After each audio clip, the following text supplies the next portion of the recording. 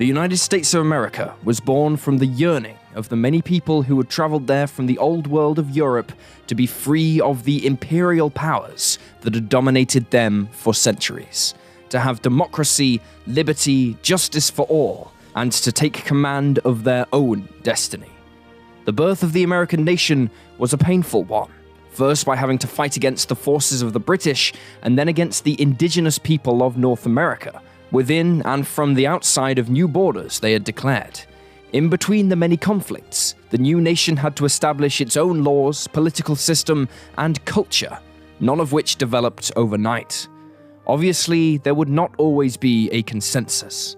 Over the century after 1776, when the United States of America was born, while growing under a political union of states that it was composed of, it also saw the widening of a cultural divide between the industrious northern states and the agricultural southern ones. Perhaps more than anything else, the two sides of this divide found themselves at odds over the question of slavery. The ethics of owning a person as property became a legal battle between those in support of the practice and those opposed in American courts and halls of power. Eventually, this dispute became a true battlefield. More Americans died in the American Civil War that raged in the North American continent between 1861 and 1865 than in any other war in which Americans have fought throughout its history.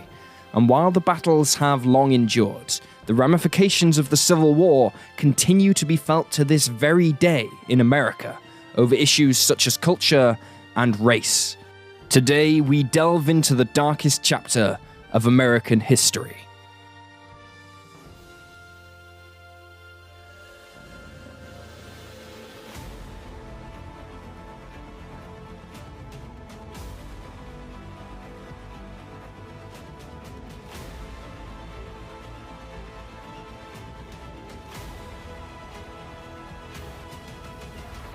Welcome to Wars of the World.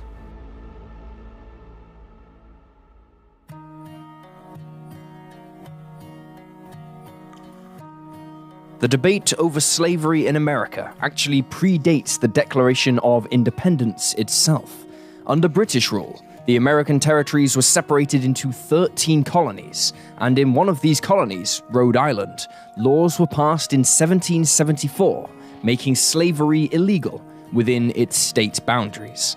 However, while many sympathized with the call for the abolition of slavery after 1776, slaves were still a major factor in the economies of many states, particularly in the South, where the main export was tobacco, and the use of slaves to harvest tobacco was seen as simply part of the natural order of things. That would change after April 1793, when American inventor Eli Whitney built the first cotton gin, a machine that quickly and easily separated cotton fibers from their seeds, enabling much greater productivity than previous manual cotton separation could achieve. Few could have known that Whitney's invention would have such an impact on the course of history beyond the production of cotton-based goods.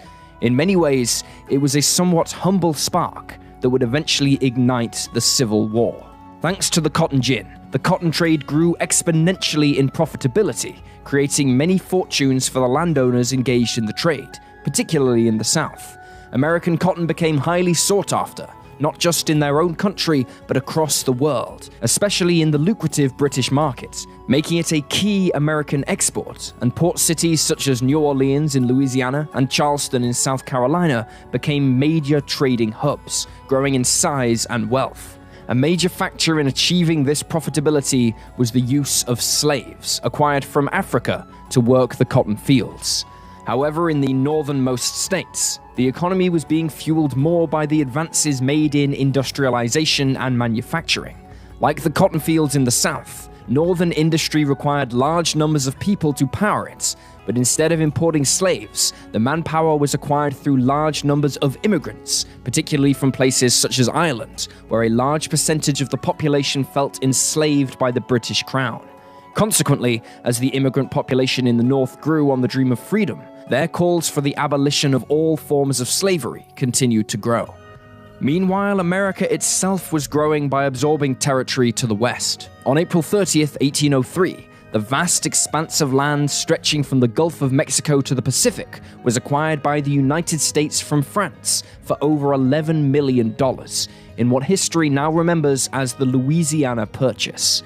This presented a problem regarding whether or not these new territories would utilize slaves like the South, or be so-called free states, such as in the North. On January 1st, 1808, the abolitionist movement won a key victory when the US federal government banned the import of fresh slaves from Africa. Consequently, in the northern states, slavery was slowly phased out, but for the southern states, this was unthinkable, and the ban on further imports of fresh slaves threatened to curtail their cotton industry, which was still expanding and relied heavily on slavery. The need for new slaves in the South would see a surge in the international trade of slaves in America between the North and South. The growing abolition of slavery also reinforced the cultural separation between the two sides of the debate, something that was exacerbated by the number of immigrants now in the North, leading many white Southern families who cherished their history in the birth of their nation to consider themselves the more American states. As new states were formed after the Louisiana Purchase, a delicate political balance between the North and South was maintained by admitting both slave and free states to the Union. However, the North had a significantly higher population than the South, many of whom wished to abolish slavery across the entire of the United States, and thus the North came to dominate the political landscape within the House of Representatives. Feeling threatened by this, the South sought to redress the balance in 1819, as Maine and Missouri petitioned for admission to the Union. The status of slaves in these would-be states became the topic of much debate and would likely affect future states joining the Union as the US expanded westward. After much deliberation, it was decided that Missouri would be admitted as a slave state and Maine as a free state, thus maintaining the political balance between the two sides of the debate. It was known as the Missouri Compromise, and it outlined that in the future, states north of Missouri and the 3630 latitude line would be admitted only if they had abolished slavery. While the compromise was precisely that, many observers at the time noted that the subject of slavery had divided the nation, and there appeared no long-term solution that would satisfy either side, particularly as Southern cotton exports were still growing, as were their profits. Meanwhile, tensions with America's southern neighbor of Mexico, whose borders were significantly larger than they are today, encompassing the current American states of Texas and California, began to rise. In 1836, Texas broke away from Mexico, declaring itself an independent republic. But this resulted in both the Mexicans and Americans expressing ambitions of absorbing the new country into their own nations. In 1843, US President John Tyler decided to pursue a policy of annexing Texas as part of his bid for re-election. Officially, this was to outmaneuver suspected diplomatic efforts by the British government for the freeing of slaves in Texas, which would, he said, undermine slavery in the United States. Tyler's diplomats undertook secret negotiations with the Texas government in Houston, securing a treaty of annexation in April of 1844. When the documents were submitted to the US Senate for ratification, the details of the terms of the annexation became public, and the question of acquiring Texas took center stage in the presidential election of 1844, which was won by James K. Polk. Polk was a strong supporter for the annexation, and it was under his presidency on February 19, 1846, that Texas became the 28th state, although this sparked the 2-year-long Mexican-American War. This war was a watershed in American history. Firstly, it helped solidify America as a true military power on the North American continent. And secondly, the acquisition of formerly Mexican territory reinforced the prevailing idea of America's manifest destiny. This was a widely held belief by the people of the United States that its population were destined by God to expand across the North American continent, bringing law, order, American institutions, and Christianity to the vast frontier. But while the war itself helped unify some of the divisions in American society, it was in the peace that followed that the divisions, particularly around slavery, not only re-emerged, but became inflamed. The United States now extended to the Pacific Ocean, and the question of slavery in the new territories was again a topic of debate. Both the North and the South maintained their respective views and wished to impose those views on Texas. Even before the war was concluded, Pennsylvania Congressman David Wilmot proposed a ban on slavery in the new territories in the U.S.'s possession to the U.S. House of Representatives. Dubbed the Wilmot Proviso, it was ultimately defeated, but the debate continued on about what to do with the new territories and slavery. In an effort to address the division between the free states and the slave states, a package of 5 separate bills were passed by the United States Congress in September of 1850, dubbed the 1850 Compromise. Under this compromise, California was admitted to the United States as a free state, while the remaining portions of former Mexican land were organized into the New Mexico and Utah territories. The decision on slavery within these states was to be determined under the concept of popular sovereignty, in which the people of each territory would decide whether or not slavery would be permitted. The compromise also included the Fugitive Slave Act, which prevented the U.S. Congress from interfering in the slave trade between states, and enabled Southern slave owners to take free black people from the North and transport them south. If this did not anger the abolitionists in the North enough, the act also made it a criminal act for those in the North to aid slaves in escaping their Southern masters. The Compromise of 1850, while it appeared to settle the dispute in the halls of power, would only further inflame the North abolitionists, who now felt they were being forced into aiding slavery in the South. The debate would come to a head when on January 4th, 1854, Democrat Stephen A. Douglas introduced a bill to organize the territory of Nebraska in order to bring the area under civil control and allow him to build a transcontinental railroad through the territory. However, Southern senators objected to this because the region lay north of the latitude 3630, stipulated in the Missouri Compromise of 1820, meaning Nebraska would become a free state, which threatened to upset the political balance between the free and slave states in favor of the former. Therefore, to gain the Southern senators' support, Douglas proposed creating 2 territories in the area, named Nebraska and Kansas, and repealing the Missouri Compromise line. As for the question of slavery, it was decided to, once again, leave it up to the people who would actually live there to decide under the policy of popular sovereignty, it being presumed that the more northern territory, Nebraska, would oppose slavery, while the southern state of Kansas would permit it, thus maintaining the balance. Unfortunately, some of the more aggressive elements of both sides of the debate wished to make sure that Kansas would adopt their way of thinking, and flooded into the new territory to shore up their side's numbers and influence the final vote. Opposing factions were formed, and inevitably this led to violence. In late 1855, well over 1,000 people from the slave state of Missouri crossed the border into Kansas and attacked the abolitionist town of Lawrence, which was eventually looted by them a few months later. In response to these attacks, one of the more radical abolitionists, a man named John Brown, arranged the murder of 5 supposedly pro-slavery settlers along Pottawatomie Creek. There then followed some 4 months of violence between small armed groups across eastern Kansas, including a small force raised by John Brown, built on the reputation of his attack on the 5 settlers. This period became known as Bleeding Kansas, and by the end of 1856, federal troops had to be called in to restore order before the people of Kansas voted to become a free state. But violence continued for years afterwards, albeit more sporadically than in 1856. Blood had been shed over the debate for slavery, and for extremists like John Brown, there was no turning back. The supporters of abolition were dealt a blow a year later, in 1857, with the case of Dred Scott, a slave whose legal owner took him to the free state of Illinois and then to the free territory of Wisconsin.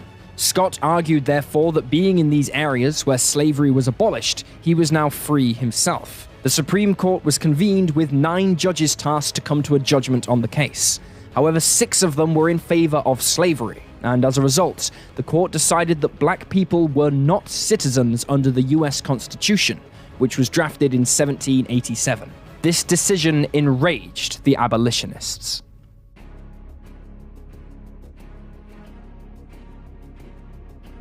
As the troubles in Kansas began to erupt, a new political party was founded that would have a dramatic impact on American politics forevermore.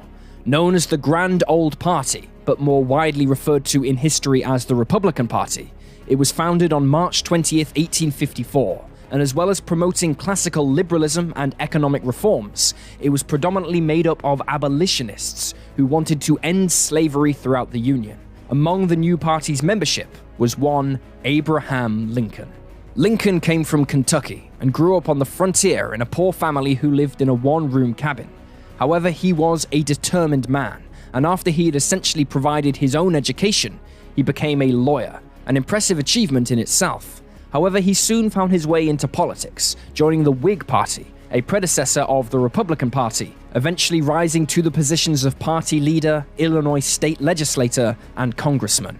In 1849, he decided to leave government office to return to practicing law, but he was angered by the success of the Democratic Party in opening the prairie lands to slavery, and thus re-entered politics in 1854. At first, he resisted attempts by the new Republican Party to recruit him, preferring to address divisions in his own Whig Party. But over time, he would be drawn closer and closer to the Republicans, who appeared to be more committed to ending slavery than the older party. Between August and October of 1858, Lincoln undertook several key debates with Democrat Stephen A. Douglas during the Senate election campaign. Their speeches and debates would be circulated beyond Illinois and came to symbolize the problems of slavery in the United States. Although Lincoln lost the election to Douglas, much of what he said in the debates went on to form his presidential campaign in 1860, and he was solidified as a champion of the anti-slavery movement. But the call for total abolition of slavery in the US by peaceful or political means was taking too long for some. While holding a meeting with his followers in the free black community of Chatham, Ontario in Canada in the winter of 1858, extremist John Brown proposed to inspire and equip an insurrection by slaves in Northern Virginia. Mounting frustration over the failure to achieve peaceful emancipation of slaves in the South made many abolitionists, including the more peaceful ones, receptive to Brown's violent suggestion. Those who weren't active members supported him through weapons, supplies, money, or intelligence. Early in the next year of 1859, Brown and his supporters rented a farm near Harper's Ferry, Virginia, which they used as a base for their planned raid on a nearby federal arsenal. On October 16th, Brown and 21 of his followers carried out their bold plan, occupying the federal arsenal with the aim of acquiring arms for their black insurrection. However, the plan soon fell apart, and he was quickly surrounded by the Virginia militia, commanded by Colonel Robert E. Lee. In the ensuing fight, Brown's men were overrun, with 10 being killed in the exchange of gunfire, while Brown himself was wounded and captured. Brown was tried for treason, but endeared himself in the eyes of abolitionists as a martyr, whilst conducting a passionate defense of his actions. He was found guilty and hanged on December 2nd, 1859. But the fallout of the raid was widespread and highly damaging to the political status quo, particularly in the South, where fears of a Northern-supported slave uprising were fueled almost out of control. For many Southern slave owners, they began to suspect that the North would never be content with allowing them to keep their slaves, and this left them to question their future within the Union of States. In 1860, the people of the United States were getting ready to go to the polls, but behind the usual pompous exterior of a presidential campaign, the many states that made up the Union were more divided than ever, with the Democratic Party itself being split along northern and southern lines after all the recent troubles concerning slavery. Into this mix, the brash new Republican Party put forward Abraham Lincoln as their candidate for president. On election day, Lincoln won just under 40% of the vote, but significantly he won a majority in the Electoral College, with 180 electoral votes, sweeping the North, as well as the Pacific Coast states of California and Oregon. His victory would rattle the pro-slavery South, because Lincoln was seen as something of a headpiece of the American abolitionist movement at the time. However, Lincoln knew he could not simply make slavery illegal, given how delicate the Union had become over the matter, and so pledged not to interfere in the practice in the South in an effort to appease them. It was not to be. The election of Lincoln further alienated the South, where he hadn't won a single vote, and on December 17, 1860, a convention was held in South Carolina, which was the richest state in the Union, to repeal the state's ratification of the Constitution of the United States. In doing so, on December 20th, South Carolina left the United States of America. South Carolina's secession had a domino effect on other southern states, who felt similarly threatened by the Republican Party presidency, and within weeks, several other southern states would follow suit. Mississippi seceded on January 9, 1861, followed by Florida on January 10th, and Alabama the next day. Georgia seceded on January 19th, while Louisiana would join the breakaway states on January 26th. On February 4th, representatives of these seceded states met in Montgomery, Alabama, and formed a provisional government of their own. They called their new political alliance the Confederate States of America, and as well as adopting their own flag, a few days later they selected Jefferson Davis as president. Texas would be the last state to join the Confederacy, breaking away from the Union on February 23rd, the second time the state had been absorbed by a neighboring power in just 16 years. President Lincoln had barely got into office, and yet he was facing the biggest crisis in U.S. history. Hoping to settle the crisis peaceably, in his inauguration as President of the United States on March 4, 1861, he said, "Apprehension seems to exist. Unfortunately, by this time, the situation had spiraled far out of control. At Fort Sumter, an incomplete sea fort located on an island in South Carolina's Charleston Harbor, U.S. troops who occupied the fort had been in a standoff with local militia since the state seceded from the Union.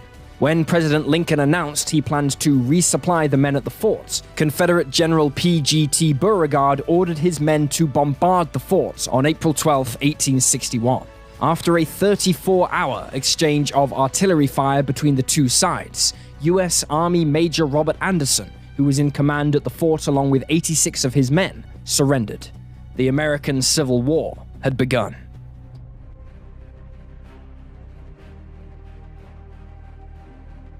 On April 15, 1861, President Lincoln issued orders that a 75,000-man army from the states loyal to the Union would have to be raised and sent down to what he referred to as an insurrection in the South. The outbreak of hostilities and Lincoln's call to arms forced states to choose sides, and as a result, Virginia, Arkansas, Tennessee, and North Carolina elected to side with the Confederacy. Despite the Confederacy swelling with the addition of these states, they had several major disadvantages fighting in a prolonged war with the Union. Firstly, the Union had a significantly higher population than the Confederacy. In 1861, the Confederacy was comprised of around 9.5 million people, but this figure included some 3.5 million slaves. To put this into a modern-day perspective, the population of New York City alone was 8.5 million, but the Confederate forces had to protect over 770,000 square miles of land, even before the final 4 states joined after the war began. By contrast, the Union had a population in the region of 18.5 million, and would muster a force which peaked at 2.2 million soldiers, compared to the Confederacy's approximately 1 million troops. If this were not problematic enough for the Confederacy, the more industrious Union possessed thousands of miles more railroad track, meaning the Union could redeploy troops and keep them supplied much faster. The outbreak of hostilities also severely damaged their cotton industry, since not only were many workers called away to fight, but Lincoln had ordered that the Union Navy blockade major Confederate ports. Finally, Confederate President Jefferson Davis often found it difficult to maintain unity amongst the member states of his Confederacy. They had, after all, left the Union to maintain their individual rights, and so there was a prevailing feeling amongst them that the needs of their own states came first, whatever they may be. Thus, as the two sides marched upon one another for the first big battle of the American Civil War, there were many who felt it would be mere months before a Union victory, or at least some agreed-upon peace. With Virginia, Arkansas, Tennessee, and North Carolina siding with the Confederacy, on May 3rd, President Lincoln expanded the Union Army yet again, with a call for an additional 43,000 volunteers. On May 24th, Union forces crossed the Potomac River and occupied Arlington Heights in Virginia, which was the home of former U.S. Army Colonel Robert E. Lee, who had commanded the force that captured James Brown at Harper's Ferry and was now one of the Confederate Army's first generals. On the same day, Union troops occupied the nearby town of Alexandria. While there, Union Colonel Elmer Ellsworth, commander of the 11th New York Infantry and a close personal friend of President Lincoln, went to remove a large Confederate flag from the Marshall House, an inn run by a devoted secessionist, James W. Jackson. Jackson opened fire on Ellsworth as the Union officer descended some stairs from the roof, having taken down the flag, hitting him in the chest. One of Ellsworth's men fired back at Jackson, hitting him in the face and killing him, but it was too late for Ellsworth, who died from his injuries, and in doing so became the first Union officer killed in the Civil War. Both men effectively became martyrs for their respective causes, with Ellsworth's body lying in state at the White House before his burial. Over a week later, on June 3rd, the Confederate and Union armies would clash for the first time, when early in the morning after a grueling march through a rainstorm, two columns of Union forces under the command of Colonel Kelly and Colonel Dumont, with a total of 3,000 men, attacked 800 poorly armed Confederate recruits under the command of Colonel George Potterfield at Philippa, Virginia. After a brief exchange of fire, the Confederate troops withdrew. The battle fueled further protests in the western part of Virginia against secession, and a few days later in Wheeling, the Wheeling Convention nullified the Virginia Ordinance of Secession and named Francis H. Pierpont governor as the first governor of the state of West Virginia, accepted as the 35th state of the Union 2 years later on January 20th, 1863. In the wake of this success, the people of the North felt assured of a quick victory. President Lincoln instructed Brigadier General Irvin McDowell to mount an offensive that would decisively defeat the Confederates and open the way to Richmond, leading to the capture of the city before the next Confederate Congress was due to meet there, believing this would bring the war to a quick end. The offensive would center around an attack on more than 20,000 Confederate troops under the command of General P.G.T. Beauregard, camped near Manassas Junction, Virginia, approximately 25 miles from Washington, D.C., along a little river known as Bull Run. On Sunday, July 21st, 1861, the two armies met in the first major land battle of the American Civil War, now remembered as the First Battle of Bull Run. The battle began when 35,000 Union troops marched from the federal capital in Washington, D.C., and attacked the smaller Confederate force. However, the Union attack was poorly conducted and was unable to destroy the Confederates as had been anticipated. To compound problems for the Union, Confederate reinforcements under Brigadier General Joseph E. Johnston arrived by railroad, while a brigade of Virginians under Brigadier General Thomas J. Jackson proved so immovable that Jackson would forever after be known famously by the nickname Stonewall. After fighting defensive actions for most of the day, the rebels organized themselves and were able to break the Union's right flank, which sent the Union troops into a disorganized retreat back towards Washington. This Confederate victory was a terrifying blow for the Union, particularly for the people in Washington, D.C., who feared that Confederate troops would capture the city. Their confidence before the battle was shattered, and there was a scramble to erect defenses around the city. It also made everyone realize that the Civil War was not going to be the short affair many had anticipated. Confederate and Union forces were also preparing for the next major engagement, this time taking place in Missouri. A Union army under the command of General Nathaniel Lyon attacked a Confederate force, which included state militia southwest of the city of Springfield in the Battle of Wilson's Creek. After a day of brutal fighting, the Union forces were compelled to retreat, but not before Lyon was killed, becoming the first Union general to die in the war. According to a Union witness, Lyon was killed by a soldier named John Morgan, who shot the general with an old-fashioned horse pistol after Lyon hurled a rock at him when he refused to surrender. Like so many already, Lyon became yet another martyr. The Union would enjoy victory again, however, on August 28th, when their naval forces attacked the newly completed Forts Clark and Hatteras in Cape Hatteras, North Carolina. 880 Union men from the 9th and 10th New York Volunteers sailed in small boats and landed on the shore under the cover of night. The Confederates abandoned Fort Clark for Hatteras to await reinforcements, after which they could retake the fort. but they never arrived, and after a heavy bombardment by Union warships in which over 3,000 shells were fired in 3 hours, the Confederates surrendered. It was the start of the Union campaign to close Confederate ports and strangle their vital cotton trade. Upon the outbreak of civil war, the Confederate government quickly began a diplomatic campaign to secure vital war materials from Britain and France to help address their industrial imbalance with the North. In November of 1861, the British mail ship RMS Trent departed Havana, Cuba with 2 passengers on board, Confederate Commissioners James M. Mason and John Slidell, carrying them to London.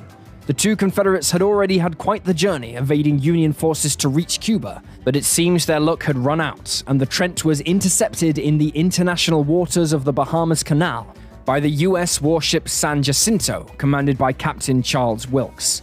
Acting without official instructions, Wilkes forcibly removed the 2 commissioners and interned them at Fort Warren in Boston. While he was praised by many in the North, their seizure aboard a British ship contravened earlier understandings of the law of the sea. Upon the outbreak of the war, the British adopted the official position that the Civil War was a strictly internal affair of the American people. But Britain also relied extremely heavily on the cotton produced by the Confederate States for its textile industry, and it was therefore in their interest to keep the supply line open. The United States, however, viewed the situation differently and accused Great Britain of siding with the Confederacy, something Union diplomats had warned would result in war. The British drafted a strong response, in which they, in turn, threatened war with the Union if the men were not returned to British custody. The British government went so far as to even convene a special cabinet committee to make preparations for war, ordering reinforcements to Canada and dispatching Royal Navy warships into North American waters. They also halted the sale of saltpeter, vital for the manufacturing of gunpowder, to foreign countries, in anticipation that British forces would need it in the coming months. Fortunately, tempers were cooled, and a diplomatic compromise was arranged, which averted war between Britain and the Union. Mason and Slidell were released by January 1862, but while Britain would maintain its officially neutral stance, British shipyards would build ships for the Confederate Navy, knowing full well that once they left British waters, they would be armed and used as warships and raiders. Back on land, on October 21, 1861, around 1,700 Union troops met an equal number of Confederates at the Battle of Ball's Bluff in Virginia. Union Colonel Edward D. Baker, a senator from Oregon and another friend of President Lincoln, led troops across the Potomac River, but were subsequently forced back to the river's edge, whereupon Baker was killed. In the evening, Confederate reinforcements arrived, forcing the Union to withdraw back across the river, an effort in which many Union soldiers drowned in the icy waters. Despite their runaway successes, the beginning of the war had been a series of disasters for Lincoln and the Union. The new year brought a fresh wave of battles between the Union and the Confederates, starting in Kentucky, a state which had declared itself neutral on the outbreak of war. However, the Confederate Army disregarded their declaration, sending troops into the state on September 3, 1861, prompting the Union to send troops in, under the command of Brigadier General Ulysses S. Grant. On January 10, 1862, 2 opposing forces of just over 2,000 men each met in the Battle of Middle Creek, which ended in a Union victory. On January 19, 1862, the 2 sides met in the Battle of Mill Springs, but despite the Confederates enjoying a marginal numerical superiority, they were poorly equipped, and having marched through a rain-swept night, were exhausted. The Union forces outflanked them, and the Confederates were forced into a retreat all the way back to Tennessee. Much of the blame for their defeat was placed upon the shoulders of their commander, Major General George G. Crittenden, who was accused of being drunk on duty during the course of the battle. The battles of Middle Creek and Mill Springs cemented Union control of eastern Kentucky and allowed them to carry the war into Tennessee in February. There, on February 6th, the Union forced the Confederate contingent at Fort Henry to surrender in the face of a combination of accurate and effective naval gunfire, heavy rain, and the poor sitting of the fort in the Tennessee River, where it was nearly flooded by rising water levels. The surrender of the fort opened the Tennessee River to Union vessels south of the Alabama border. In the wake of the battle, between February 6th. On February 16th, General Ulysses S. Grant's forces would capture another major fort along the river, Fort Donelson. Upon the walls, he would famously etch the words, "Fort Donelson will hereafter be marked in capitals on the maps of our united country." Against this apparent reversal of fortunes compared to the opening rounds of the war, the Confederate States of America inaugurated Jefferson Davis as their president on February 22, 1862. More successes for the Union would follow the next month. On March 7, 1862, over 23,000 soldiers fought at Pea Ridge in Missouri, which would prove to be the most pivotal battle of the war west of the Mississippi River. Union forces, led by Brigadier General Samuel R. Curtis, marched south from central Missouri, driving Confederate forces into northwestern Arkansas. The Confederates counterattacked, hoping to recapture northern Arkansas and Missouri, but Curtis held off the attack on the first day, then on the next, forced them into a retreat, despite the Confederates enjoying numerical superiority. The victory secured the state for the Union, and allowed them to challenge Confederate forces in Arkansas. While fighting on land resembled countless battles fought decades before and from across the world, at sea and along North American rivers, the warships used by the Union and Confederacy were in the midst of a major technological revolution. While sail was still the primary means of propulsion, it was quickly being backed up by steam engines, which would be used to keep a ship mobile even if the masts had been shot away, which would have disabled sail-only ships. Steam power also meant that ships could now leave their harbors without having to wait for a favorable wind. Just as revolutionary was the addition of new armor and armaments on vessels. In the 1820s, navies had begun to adopt cannons that fired explosive shells rather than the traditional cannonball. The damage these would inflict on wooden vessels was immense, prompting navies the world over to begin cladding their ships in iron armor, birthing the term ironclad. The French used ironclad floating gun batteries to great effect during the Crimean War, where they absorbed a considerable amount of punishment while silencing Russian shore guns, and in 1856, the French launched the first ironclad warship, the Glory. The US had begun work on an ironclad warship in 1854, but the work was constantly delayed. After the Confederate States seceded, they began work on converting the former USS Merrimack to an ironclad and renaming it the CSS Virginia. The Union feared the damage this ship could do, and so they quickly finished work on their ship and christened it the USS Monitor as a counter to the Virginia. The Monitor didn't look like any other ship around at the time, having a hull that didn't extend very far out the water, making the deck very wet in poor weather. The most prominent feature of the Monitor was that it housed its main armament, a pair of 280mm guns, in a rotating turret, which afforded it a wide firing arc compared to the old fixed weapons traditionally used on warships. Finally completed, the USS Monitor was ready to enter the fray, and on March 8, 1862, at the Battle of Hampton Roads in Virginia, the crew of the Union ironclad learned that its Confederate counterpart had engaged a Union blockade, sinking 2 Union ships and forcing another, the USS Minnesota, to run aground. The next day, the Virginia returned to finish the job, but to the Confederates' surprise, the USS Monitor appeared and put itself between the Virginia and the grounded Minnesota. For the first time in history, 2 ironclad warships engaged one another in combat. During the course of the battle, Monitor's turrets became damaged, forcing the crew to simply keep it turning and firing whenever it came to bear on the Virginia. After 2 hours of battle, both vessels had taken fire that would have sunk any ship 10 years before. Still, the fighting had taken its toll, with Monitor briefly becoming disabled, while the captain of the Virginia was forced to concede that he had no weapons with which to sink the Union ironclad. Both sides then withdrew to make repairs. The battle between the ironclads was a significant first in the annals of naval history, but it was not the last, and efforts were underway in the Confederate States to unleash a whole new and potentially world-beating weapon to the fray. Meanwhile, the war at sea continued, with both sides making efforts to disrupt the other's commercial shipping in an effort to damage their economies, either by blockading their ports or hunting them down with armed warships. Back on land, the Union continued their advance into Tennessee after their capture of Forts Donelson and Henry, leading to the Battle of Shiloh on April 6th. Confederate General Albert Sidney Johnston, considered by many to be one of the most competent commanders in the South, had regrouped a force of over 40,000 men in western Tennessee in order to face the Union forces under the command of General Grant, who had over 60,000 men.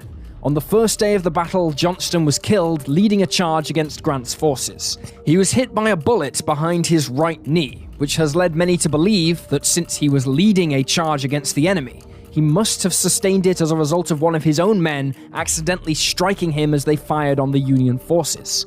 He would be the highest-ranking Confederate officer to die in the war. The next day, Grant attacked again and overwhelms the Confederates, forcing them to retreat, and in doing so, opening up northern Mississippi to the Union. In late April, a Union fleet of gunships under Admiral David Farragut made a series of attacks on Confederate forts guarding the mouth of the Mississippi River, before sailing into the Confederate city of New Orleans. There, Farragut demanded the surrender of the city, and on April 29th, he, along with 250 Union Marines, removed the Louisiana state flag from the city hall. By May 2nd, New Orleans was declared recovered by the Union.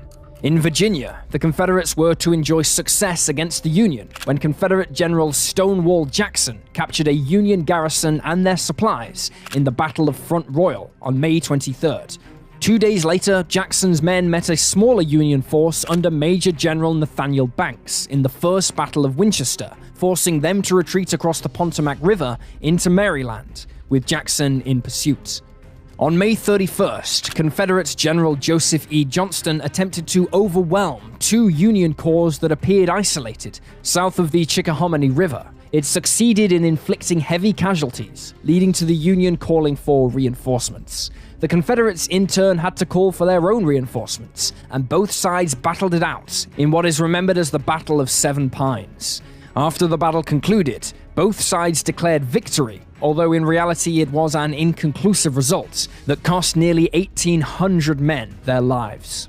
The battle for the control of the vital Mississippi River saw another Union success when on June 6th, in the Battle of Memphis, a Union flotilla under Commodore Charles Davis successfully defeated a Confederate flotilla, forcing Memphis to surrender. Consequently, the Mississippi came under almost total Union control, save for its course west toward the city of Vicksburg, the last southern stronghold on the Great River.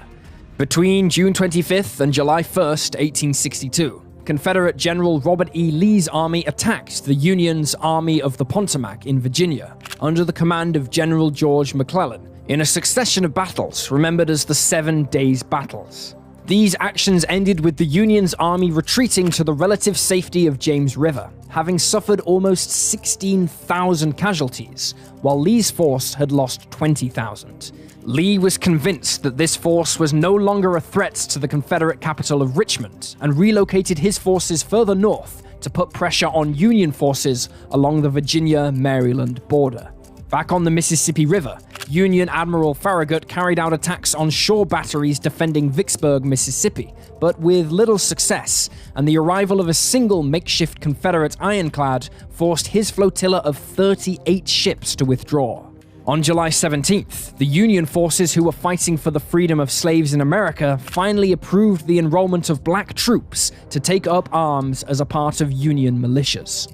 Come August, Union forces in Northern Virginia, under the command of General John Pope, who had recently transferred from the Western Theater, were operating in scattered pockets and were facing General Lee's forces marching northward. On August 9th, both sides clashed indecisively at Cedar Mountain and sporadically through the month, until Lee sent Stonewall Jackson's veteran force on a brutal 50-mile march around the Union position to outflank them. This allowed Jackson to capture Pope's supply depot, where the Confederates feasted wildly before destroying whatever was left.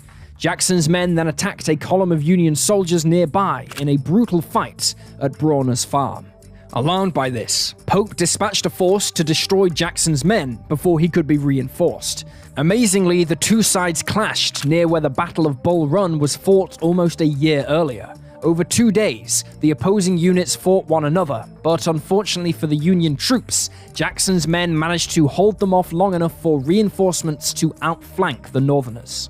Under cover of darkness, the defeated Union army withdrew across Bull Run towards the safety of Washington and its defenses.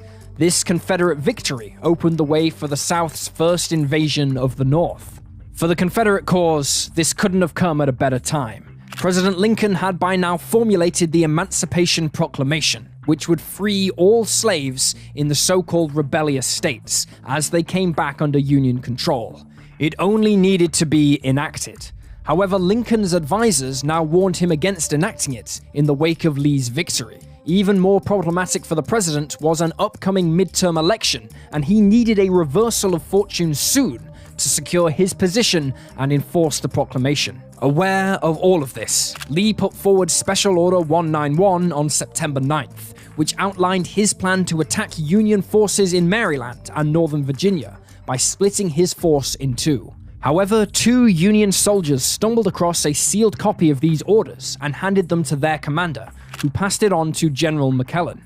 Aware of Lee's plan, McClellan's forces gave the Confederates stiff resistance on September 14th at Sharpsburg, prompting Lee to order his forces to regroup at nearby Antietam Creek. What followed was a bloodbath. The Union troops attacked Lee's left flank after a heavy fog had lifted in the morning. The Confederates, tired and hungry, put up a valiant fight, but were subdued, with 15,000 casualties sustained by both sides in just 8 hours.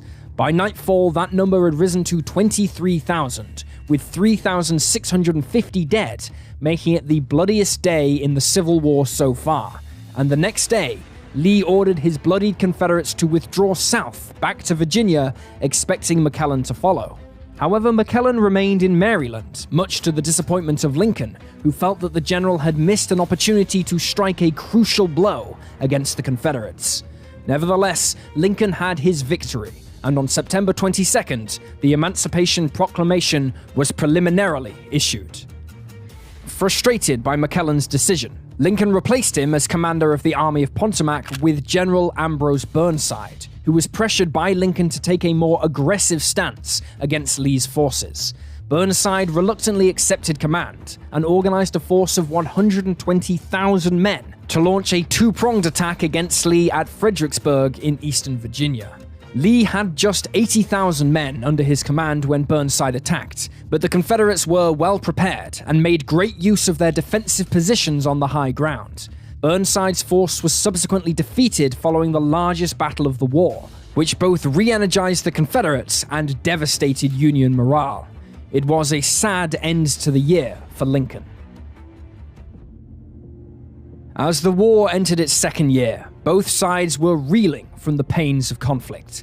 The Confederates, who had always been at a numerical disadvantage compared to the Union, had already instigated a military draft to keep their numbers up as high as possible. It was mostly the quality of their military leadership that had allowed them to keep from being overwhelmed. Now, having had their own numbers bled by battle after battle, the Union introduced military conscription beginning in March. However, the parameters for who should be called upon were not popular, since they seemed to focus on the poor and low-skilled, many of whom were already struggling to make a living. Now they were being taken away from their families, who would have to find some way of coping without them, and this began to inspire resentment towards the Union cause, and to the newly emancipated black communities in whose name the war was fought. The following month, on both the eastern and western fronts of the war, the Union went on the offensive, instigating a new campaign in Virginia against General Lee's army, still camped at Fredericksburg. In the west, the Union army moved in to surround Vicksburg, Mississippi, in an effort to take the last Confederate stronghold on the Mississippi River. On April 30th, Lee, with 60,000 men, found 80,000 enemy troops placed behind him, thanks to a brilliantly executed march and river crossing by Union Major General Joseph Hooker. Hooker proclaimed that Lee could either ingloriously fly or give battle on our ground, but it would be Hooker who would ultimately cost the Union their victory. He had been unnerved by a series of sharp counterattacks delivered by the Confederate rear guard, and squandered his advantage by halting to erect defenses against them, despite his superiority in numbers. Lee, alongside Stonewall Jackson, thus had time to plan and execute their own flanking maneuver over the following days. By May 6th, Hooker was forced to retreat, having lost 17,278 casualties to Lee's 12,826. It was a hollow victory for the Confederates, however, as during the fighting, Jackson was killed by Confederate troops, who mistook him and his party for a Union force. Lee wasted no time in taking advantage of his victory and rallied his men to charge north into Pennsylvania, but he also knew that his force was in a poor state. Food, ammunition, and horses to transport his army were all in short supply, and he counted on capturing what he needed from the enemy as he advanced. Becoming aware of Lee's advance, General Hooker sent a cavalry raid back across the river to attack the Confederates at Brandy Station. The Confederates put up a stiff resistance, and the Union cavalry split up to attack from two separate sides. But through excellent reallocation of his men, Confederate General J.E.B. Stuart was able to fend off the Union cavalry, who retreated later in the day. Almost a week later, at the Battle of Second Winchester, Confederate troops under General Richard Ewell defeated General Robert Milroy's Union forces, securing the Shenandoah Valley. Over the coming month, the Confederates passed through York and reached the bridge over the Susquehanna River at Columbia, only to find that Union militia had burned it, seriously slowing their advance. In Washington, D.C., there were fears that the Confederates would eventually reach the city, and so Lincoln, having once again lost faith in one of his commanders, this time General Hooker, replaced him with Major General George Gordon Meade. Meade immediately raised a force to pursue Lee's army, which was now in Pennsylvania and approaching the town of Gettysburg. Upon arriving, the Confederates found that a small Union force had already arrived, and these were quickly driven into retreat on July 1st. However, now it was the Confederates who failed to capitalize on this early gain and didn't pursue them, allowing them to merge with Union reinforcements and strengthen their defensive line over Cemetery Hill. The next day, Lee ordered an attack on the Union troops who were entrenching themselves before him. However, the attack was poorly organized, and the Confederate troops were hours late in engaging the enemy. The Confederates did make some progress, but were halted by nightfall after some particularly brutal fighting. The next day, the Union counterattacked, while Lee, who had wrongly believed his forces were on the verge of defeating the Union, ignored advice from his subordinates and ordered an attack across an open field, which he believed would secure him victory. The Union troops were instead well-equipped, dug in, and protected by stone walls, and they cut down the Confederate men. Realizing his mistake, Lee quickly scrambled to reorganize his men into a defensive line. He anticipated a Union attack the next day, on July 4th, but alas, one never came, and under the cover of darkness and heavy rainfall, he ordered his men to withdraw.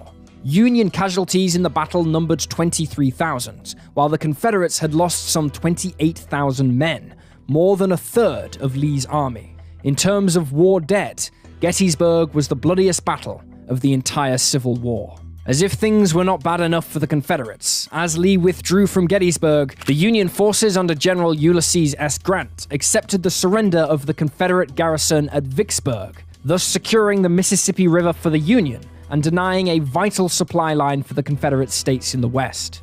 Such defeats meant that any hopes of the Confederacy receiving foreign recognition were dashed, and once again, there was a feeling in the air that the Confederacy would eventually fall to the Union.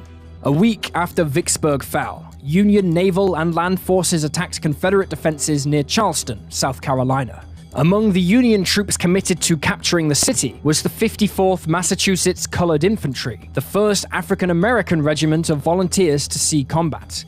The regiment's first battlefield action took place in a skirmish with Confederate troops on James Island, South Carolina on July 16th, during which the regiment stopped a Confederate assault. Their arrival was the source of curiosity and hope for the local black community, but sadly this milestone would be marred by violence in New York City. A series of riots broke out over the parameters of the draft and the war itself, with violence being committed against black churches and their congregations over the course of 3 days. On July 18th, the 54th helped lead an assault on Battery Wagner, but at the cost of their commander, Colonel Robert Gould Shaw, who was killed and then buried with the dead of his regiment.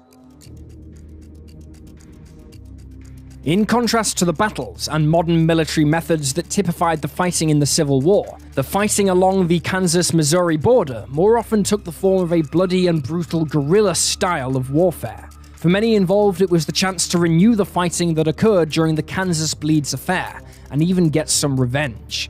Passions often overwhelmed the fighters, and this was typified by the bloodbath that occurred in Lawrence, Kansas on August 21st, 1863.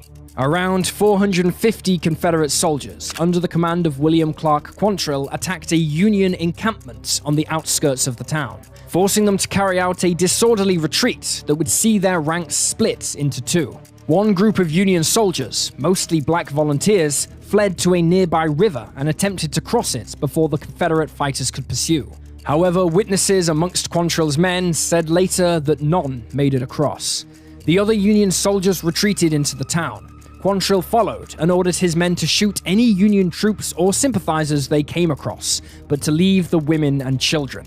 Lawrence was not just any town, however. It had been the scene of a brutal sacking during the Kansas Bleeds affair, and was the home of a Union senator, General James Lane.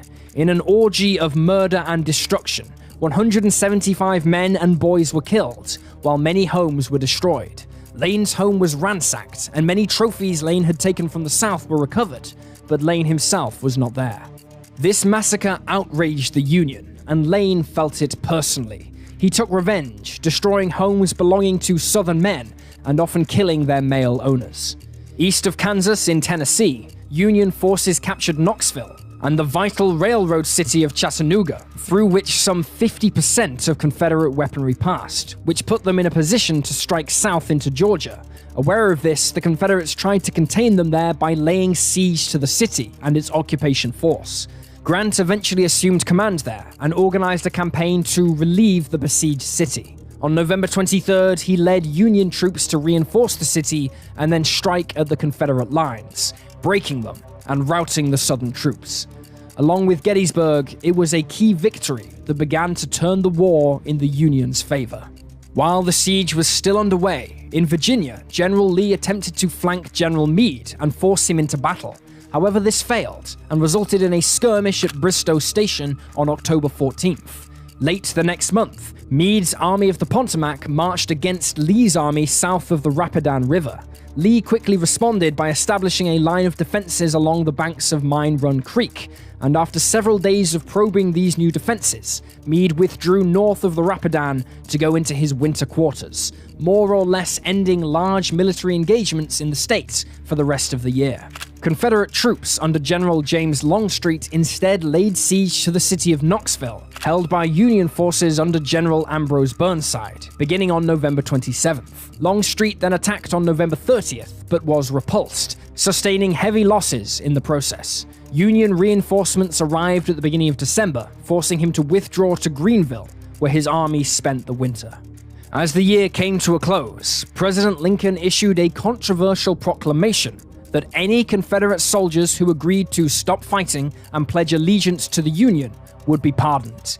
He hoped that it would inspire mass defections from the South and speed the end of the war, but despite all their setbacks, the Confederacy was far from finished. The arrival of the new year brought with it to Lincoln the prospect of elections near the end of the year. The country may have been embroiled in a bitter civil war, but democracy had not been suspended. While the conflict had appeared to turn in the Union's favor, the Confederacy continued to raid Union shipping, often using subversive methods to do so, and this was damaging the Union economy. Lincoln needed good news from the war to keep morale up and prevent frustrations being vented at him and his party for him to have any chance of a successful election campaign. Fortunately, he did not have to wait long for an inspiring story to arrive. For on February 9th, after weeks of digging an escape tunnel, 109 Union officers held prisoner at the notorious Libby prison made their bid for freedom in what would prove the largest and most sensational escape of the war. The Confederates launched a massive manhunt for the escapees, eventually recapturing 48 of them and returning them to their incarceration. 2 escapees would later drown, fleeing their pursuers, but 59 were able to make their way back to Union lines. Less than a week later, Union forces under General William T. Sherman, after a month of advancing through the center of Mississippi, entered the city of Meridian and secured it for the Union. The city's capture was a massive blow to the Confederate war effort, being one of the most industrious in the Confederacy. The loss of war material produced and distributed via the city severely impeded the Confederate leadership's ability to sustain their armies in the Deep South and west of the Mississippi River. On February 17, 1864, the USS Housatonic, a 1,200-ton Union warship, was enforcing a blockade against Charleston in South Carolina when lookouts spotted a strange object partially submerged under the water's surface, approaching the side of their ship at around 8:45 p.m. They then realized they were under attack by a submerged enemy vessel and tried to bring their guns to bear upon it, but to no avail, and shortly afterwards, the ship was rocked by an explosion. Just 5 minutes later, the 1,200-ton ship sank, and in doing so became the first ship in history to be sunk by an enemy submarine. The submarine involved was the H.L. Hunley, built in Alabama, and was the latest in a series of US and subsequently Confederate efforts to produce a reliable submarine. The bravery of the submarine's commander, Lieutenant George E. Dixon, and his 7-man crew on board cannot be overstated, for the Confederacy had lost 21 men in previous tests of the submarine, during which it sank repeatedly and had to be raised and repaired to continue the program. The attack on the Housatonic was not actually the first Confederate attempt to sink a Union warship with a submarine, since another Confederate sub named David made an unsuccessful attack on the Charleston blockade on October 5th the year before. But while their courage was rewarded with a successful attack, Dixon and his men would not return to their base, with the wreck of H.L. Hunley being discovered near the wreck of the Housatonic upon the war's conclusion. It would take many decades for submarine warfare to be perfected to the lethal and efficient levels of the First and Second World War, but it all began here with the H.L. Hunley and the Housatonic. On March 2nd, 1864, Union General Grant was promoted to the rank of Lieutenant General and became commander of all Union forces in the field. Most Union leaders felt that the Confederacy itself was all but finished. However, there were concerns of reports of some 25,000 French troops being deployed to Mexico. It was feared that the Confederates would strike a secret deal with the French, and these troops would come into the war on the Confederate side. However, no such deal emerged. Many Union commanders felt that what was needed now was to force the Confederate soldiers into battle, where they would use up their remaining stores and be overwhelmed by the superior numbers of the Union forces. Grant had wanted to envelop the main Confederate armies by capturing Mobile, Alabama, and then wearing them down into submission. However, Union General-in-Chief Henry W. Halleck instead proposed a military campaign along the Red River involving both Army and Navy units. The campaign had 4 objectives. Firstly, to destroy the Confederate Army, commanded by General Taylor. Secondly, to capture Shreveport in Louisiana and secure the Red River to the north, allowing the Union to occupy East Texas. Thirdly, to confiscate as much as 100,000 bales of cotton from the plantations along the Red River, further damaging the Confederate economy. Finally, the Union forces would then organize pro-Union state governments in captured regions. The campaign began on March 10th, when a combined force comprised of both Army and Navy units advanced along the river through Louisiana. On March 14th, they captured Fort DeRussy, where they seized the Confederates' only large-caliber guns in the area. The Navy, meanwhile, broke through a giant raft placed across the river to block their advance, and faced with both these events, Confederate General Taylor retreated, effectively handing over South and Central Louisiana to the Union. However, in the following days, the Union force began to lose its cohesion, with some units arriving late to their designated areas, leading to tempers sometimes flaring amongst the commanders. Commanding the Union Army was Major General Nathaniel P. Banks, who was ambitious and well-connected, which is what mainly afforded his rank, since prior to the war, he had no formal military training. In 1864, he had his sights set firmly on challenging Lincoln for presidency, and a major military victory would go a long way towards achieving that goal. Through the rest of March, the Union continued their advance, pursuing Taylor's retreating forces. On April 8th, Taylor decided it was time to make a stand and chose Mansfield as the place where he would confront Banks. Taylor concentrated his forces at Sabine Crossroads, aware that reinforcements were nearby, while Banks's own force had yet to fully assemble. Reportedly, many of the Confederate reinforcements were prisoners from Texas, paroled in order to shore up Taylor's numbers. In the subsequent battle, Banks' front line collapsed, and the Confederates now found themselves pursuing the Union back before Banks' men organized a new defensive line and managed to stall them. On the river, the Union Navy under Rear Admiral David Dixon Porter also retreated upon learning of Banks' retreat, fearing his fleet would have no support on land. Commanders within the Union forces were finding themselves repeatedly at odds with one another through a combination of frustration and ego, and this severely inhibited their ability to function cohesively. This was an obstacle shared by both sides, since Taylor was equally frustrated by the lack of support from another Confederate general, namely Kirby Smith. Meanwhile, Porter's fleet became blocked by a series of dams along the river, which focused his and Banks' attention as they tried to break through. After an almost bloodless battle on May 16th at Mansura, the two sides fought again at the Yellow Bayou on May 18th. The Union forces attacked the Confederates, hoping to block their pursuit. The Union troops succeeded in turning back the Confederates, only to have them again counterattack. Both sides advanced and retreated several times until the area around them caught fire, forcing a cessation of hostilities. The battle marks an end of the Red River Campaign, but it did buy the Union time to organize a retreat rather than lose an entire army. For Banks, it marked an end to his military career, and the stigma of the defeat would hang over him as he tried to recover his political aspirations. Elsewhere, the Confederates enjoyed additional successes, including the capture of Fort Pillow in Tennessee on April 12th. Confederate cavalry under Nathan Bedford Forrest attacked and overwhelmed the Union garrison base there, among which were a number of black volunteers. The Confederate soldiers proceeded to murder every one of them, even though they had surrendered. By May of 1864, Confederate General Lee had established a formidable series of defenses along his side of the Rapidan River in Virginia, aimed at holding back Grant's forces on the opposite side, which were double Lee's strength.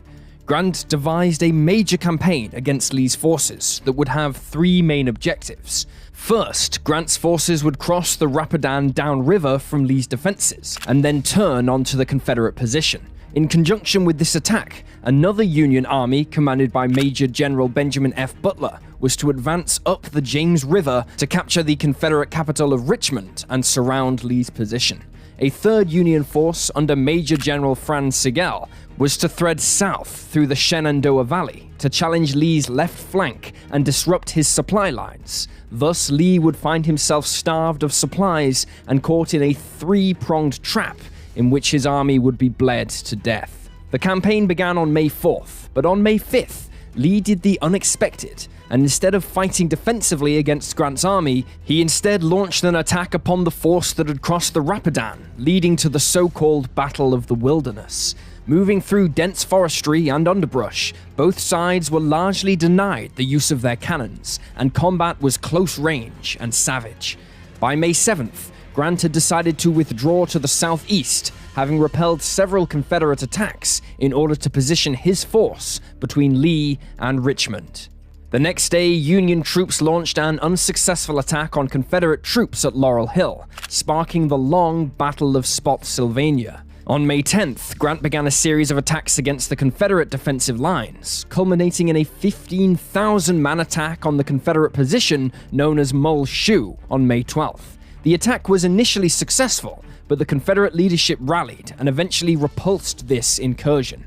Union troops then struck on the western edge of the Mull Shoe, which would be remembered afterwards as the Bloody Angle, as it would involve almost 24 hours of vicious hand-to-hand fighting.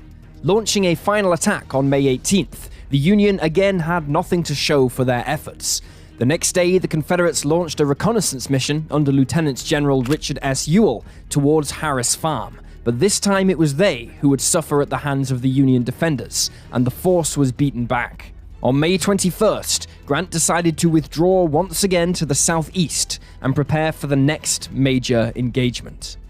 Beginning on May 23rd, both sides fought a series of smaller-scale engagements along the North Anna River. Grant's force managed to establish a beachhead along the river and capture the Chesterfield Bridge. To counter the Union forces' superior numbers, Lee conceived a plan to build defensive earthworks in a V-shape that would force the Union army to split in two. The plan appeared to be working initially, but unfortunately, the Confederates were unable to make the most of this advantage because Lee was struck with an intestinal illness that incapacitated him, damaging the Confederate leadership's ability to function effectively. The subsequent battle was indecisive, and Grant relocated yet again, this time towards Cold Harbor.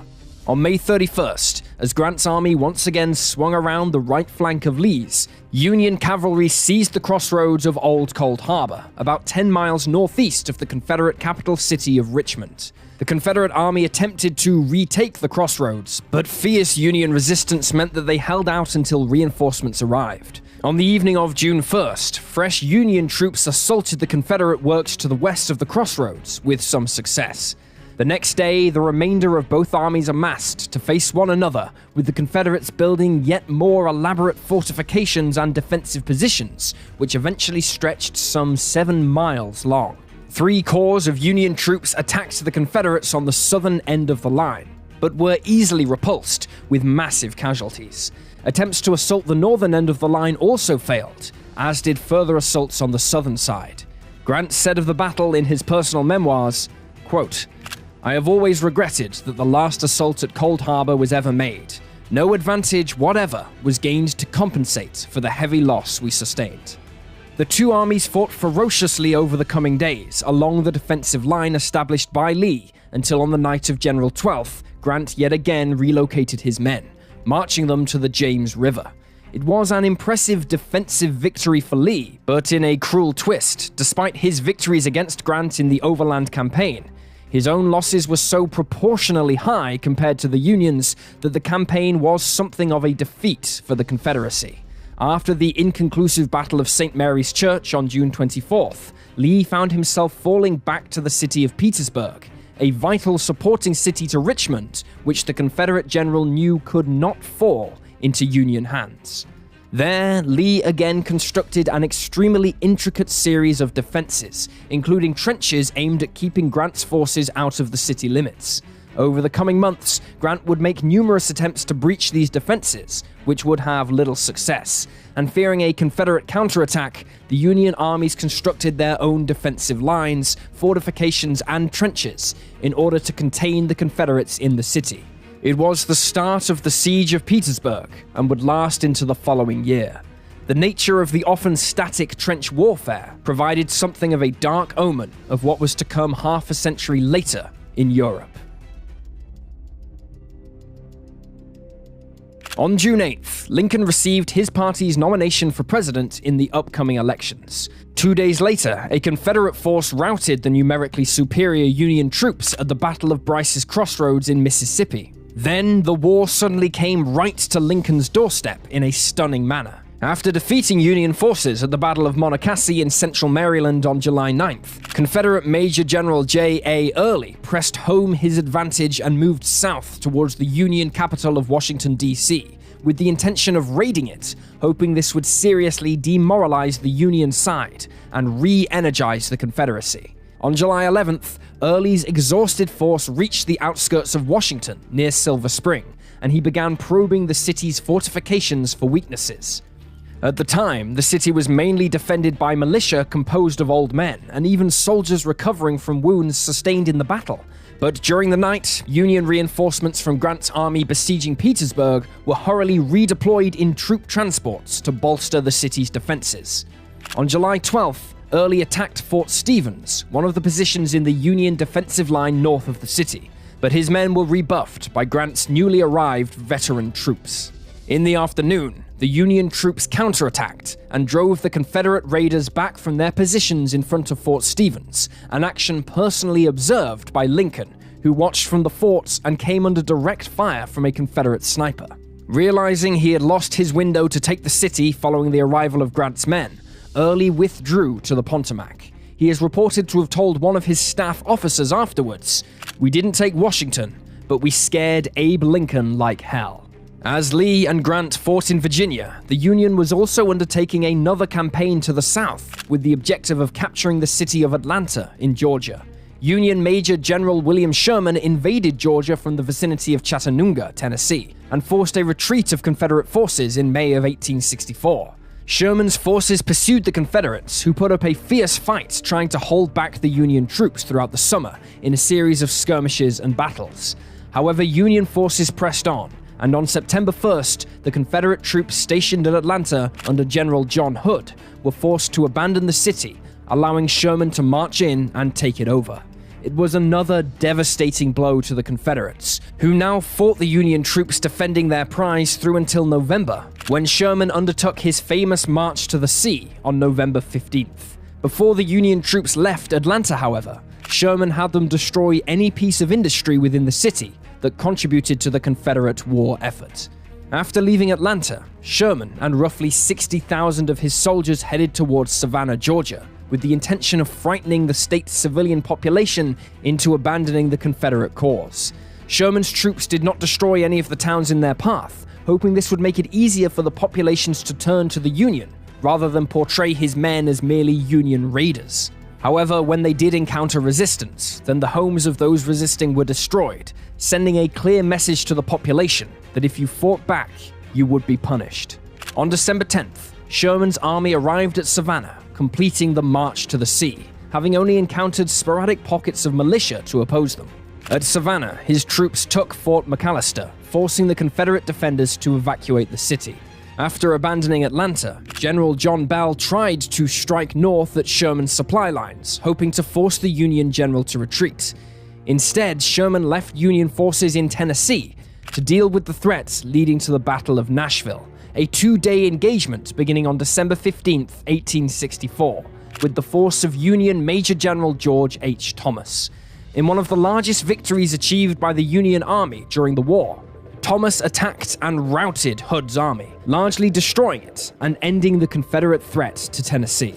The closing of the year brought with it the election campaign for Lincoln. In order to garner support from the so-called War Democrats, members of the Democratic Party who supported the Union, as well as his Republicans, he ran under the banner of the National Union Party. Lincoln was re-elected in a landslide victory, which meant he could refocus his attention to ending the war. Few would deny that the Confederate will to resist was still alive at the start of 1865, but the strategic and logistical situation they found themselves in implied eventual defeat. On January 15th, Union forces assaulted and captured Fort Fisher in North Carolina at the mouth of the Cape Fear River. This closed the Confederates' river access to Wilmington, North Carolina, the last southern seaport on the East Coast that was being used by blockade runners and commercial shipping.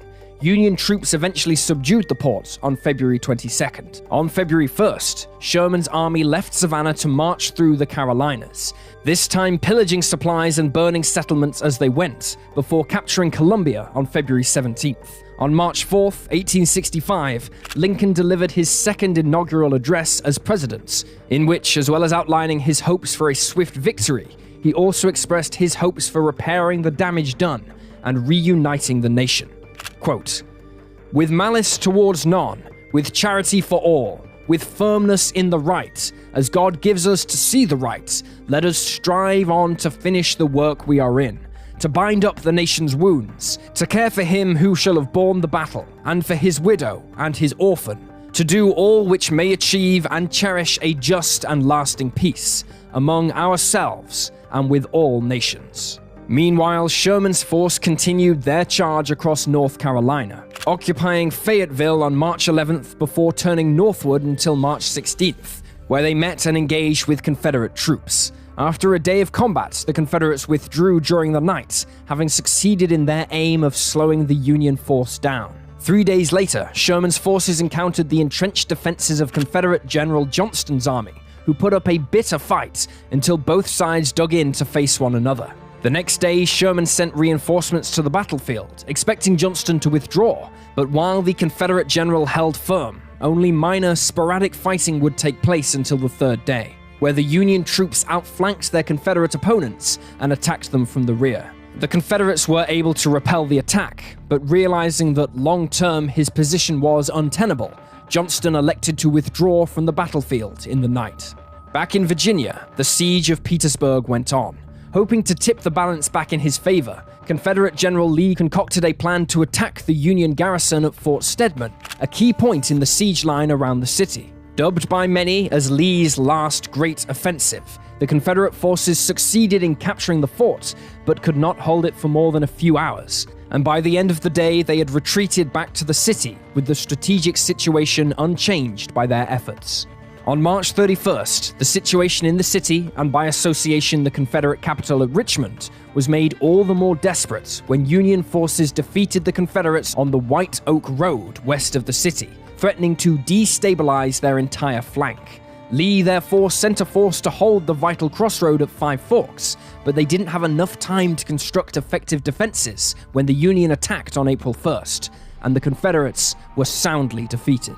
Feeling the noose close in around him, the next day, on April 2nd, Lee gave the order to abandon both Petersburg and the Confederate capital of Richmond. Confederate President Jefferson Davis and his cabinet quickly relocated to Danville, and less than 2 days later, Lincoln was given a tour of Davis's office in Richmond.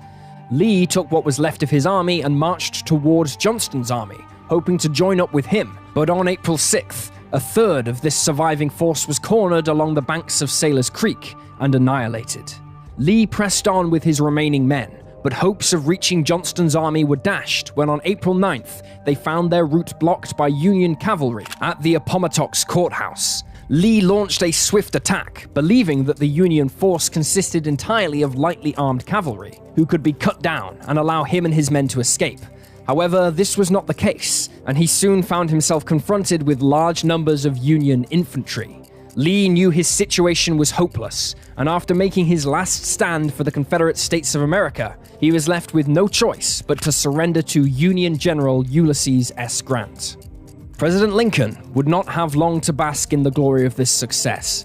On April 14th, he was assassinated by actor and Confederate sympathizer John Wilkes Booth at Ford's Theater in Washington, D.C. He was succeeded by Andrew Johnson, who would preside over the end of the Civil War. On the same day Lincoln was shot, Fort Sumter in South Carolina, the place where the first official shots of the war were fired, was reoccupied by Union troops. Confederate General Johnston finally signed the surrender document for the Confederate Army of the Tennessee and miscellaneous Southern troops attached to his command on April 26th at Bennett's Place near Durham, North Carolina. Then on May 10th, Confederate President Davis was captured near Irwinville, Georgia, along with his wife. On May 19th, he was imprisoned at Fortress Monroe on the coast of Virginia. Iron shackles were riveted to his ankles at the order of General Nelson Miles, who was in charge of the fort, and he was allowed no visitors nor books save for the Bible. By now, the Confederacy ceased to exist as an entity, but skirmishes continued. At Palmetto Ranch in Texas, Union and Confederate forces had been observing an unofficial truce since the beginning of 1865, but Union Colonel Theodore H. Barrett, commanding an all-black unit, suddenly ordered an attack on a Confederate camp near Fort Brown for unknown reasons on May 12th. Barrett had yet to see combat, and some have suspected the attack was part of a last-ditch effort to win himself glory before the war ended. The Union attackers captured a few prisoners, but the following day they were repulsed by Confederate Colonel John Salmon Ford, and somewhat ironically, the last battle of the Civil War resulted in a Union defeat. This Confederate success was thanks largely to the use of their heavy cannons, which many suspected came from the French army over the border in Mexico. In this battle, Union Private John J. Williams of the 34th Indiana Infantry Regiment is credited as being the last man killed in this engagement, and therefore the last man killed in the war. On May 26, 1865, with the formal surrender of the last Confederate Army, the Civil War officially ended. However, in a caveat to the story of the American Civil War, news of the surrender didn't reach everyone for quite some time after. In fact, warships of both sides operating in Europe, South America, and off the Canadian coast wouldn't hear of the end of the war for sometimes weeks afterwards. A month after the official end of the war, a group of whaling ships operating in the Barents Sea were stunned to find themselves under attack by a Confederate raider, the CSS Shenandoah. The whaling crews tried to convince the Confederate captain, James Waddell, that the war was over, even producing a newspaper telling of Lee's surrender. Waddell refused to believe that the Confederacy was gone, but later, after encountering other ships, it became clear this was the case. Waddell then sailed his ship down the west coast of the Americas and around Cape Horn, and then back up the Atlantic to Liverpool in England, a journey some 3 months long. The ship sailed up the River Mersey on November 6th with its Confederate flag flying proudly for the curious British onlookers to see, before Waddell surrendered to the captain of the British warship HMS Dungle. Her flag was the last sovereign Confederate flag to be officially furled, while the Shenandoah itself was credited for having fired the last shot of the Civil War, across the bow of a whaler, weeks after the war was over. Unlike when two countries go to war, the peace after a civil war is far more delicate to maintain, as both belligerents have to return to a shared existence under the same government. For the loser, this is an especially difficult thing to do, and many former Confederate soldiers found themselves on the wrong side of the law in the reunified United States. Perhaps most notably, this included Frank and Jesse James, who went on the run after being implicated in carrying out a number of atrocities, along with William Quantrill, who raided Lawrence in Kansas. One of the key points that would help repair the divide was that while the South were forced to abolish slavery, they were allowed to maintain their identities as Southern states. Many Confederate leaders, like General Lee, were admired for their military prowess, rather than the cause they fought for. As for the cost of the war, an estimated 1,030,000 Americans became casualties in the fighting, a staggering 3% of the total population at the outbreak of the war. Of those, more than 800,000 are believed to have been killed, while the remainder would suffer life-altering injuries such as amputations. This number accounts for more American war dead than in all other US wars combined. While the war would finally see the end of slavery in the United States, there was little in the way of an effort to help integrate the African American community into wider society. Many of them had no choice but to seek employment from their former slave masters, where they continued to live in squalid conditions and paid extremely low wages. In the South especially, but also in the North, the white and black communities began to separate at almost all levels, leading to segregated communities and legislation that would enforce this separation. The African American community would have to wait over 100 years for the civil rights movement to finally win them equal status within the laws of America's states. An often overlooked party in the Civil War, the Native American populations fought on both sides, fearing reprisals if they did not. Nevertheless, they were still brutally persecuted during and after the war, leading to historians such as Megan Kate Nelson in 2020 to declare them a third party in the war and a losing one, no matter which side they fought for. However, racial divisions in the United States remain a serious problem that authorities still struggle to address today and continues to lead to bloodshed. On June 17, 2015, a white supremacist gunman opened fire on a church congregation in Charleston, South Carolina, killing 9 people. In the wake of the atrocity, there were calls for all references of the Confederacy in the southern states to be abolished, with statues of Confederate heroes to be torn down and the Confederate flag to be made illegal. The descendants of the Confederates argued that they were Americans and believed in American values, but the Confederacy and its legacy were part of their heritage and should be maintained. Some historians argue that we should not forget the Confederacy or wash it out of the history books because it is an unpleasant part of history. We must remember the past so we can address the mistakes made then and so we do not repeat them in the future. Speaking on the topic to Time magazine in March of 2020, historian Cody Mars said, "I tried to situate the Confederate memorials as not actually memorials for the Confederacy, but retroactive stories about what the Confederacy was about and what the Civil War was about. There's a difference. From my perspective, they're not actually lessons in the history of the Civil War. They're lessons in the history of American memories about the Civil War."